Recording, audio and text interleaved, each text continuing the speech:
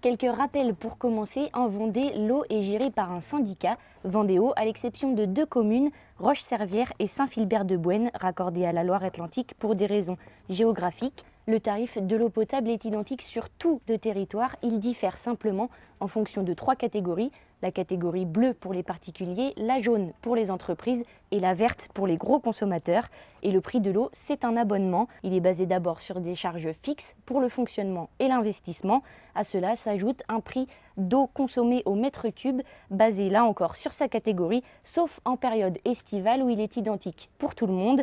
Pour les particuliers, le prix est actuellement d'1,17 € par mètre cube d'eau consommée. Celui-ci vient d'augmenter et voici pourquoi. Nous subissons, comme tout un chacun, de l'inflation. Inflation sur l'énergie. Nous consommons énormément d'énergie avec nos moteurs, avec nos barrages, nos usines de production, nos pompes qui fonctionnent 24 heures sur 24. Nous avons multiplié par 2 les investissements à réaliser sur notre patrimoine.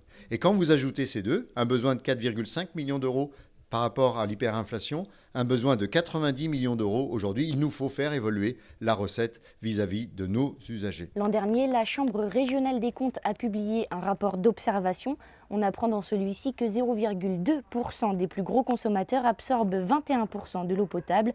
Or, si leur abonnement est plus cher, le prix d'un mètre cube d'eau consommée est moins cher. Selon la Chambre, cela ne les incite pas à réduire leur consommation, mais Vendéo tient à remédier à cela. Dans le même temps, nous avons travaillé sur ce besoin de recettes. Nous avons également travaillé sur la refondation de cette grille tarifaire et nous en sommes arrivés à la conclusion que progressivement, sur 5 ans, ces tarifs entre guillemets d'exception pour les gros consommateurs allaient disparaître pour rejoindre le tarif de l'ensemble des usagers vendéens. Pour en revenir aux particuliers, ce même rapport explique que les financements d'investissements liés à la raréfaction de la ressource ont été anticipés. Il faut compter 36 millions d'euros par an pour le renouvellement des réseaux et 12 millions d'euros par an pour l'investissement pur, ce qui comprend notamment le programme Jourdain. C'est grâce à cette anticipation que l'augmentation du prix est faible. Selon Jackie Dallet, en fin d'année, la facture ne devrait pas augmenter de plus de 10 €.